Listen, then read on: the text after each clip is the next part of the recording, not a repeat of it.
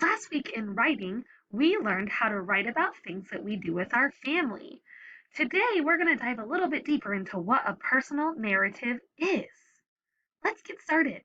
Personal narrative is when you are the main character of your story. It's about one single event that's happened in your life. We use the words I, me, my, and mine when we're writing. So let's think. We need to brainstorm an idea to write a personal narrative. Let's grab our writing folder. Remember when we made our heart graphic organizer with all the things that we love? We're going to take that out now. I'm going to look for it. Oh, there it is.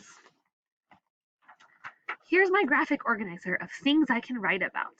I remember I talked about my dog, the time I learned to ride a bike, Mickey Mouse when I saw him, when I drink my coffee, when I went and had ice cream with my friend, and when I went to Disney World.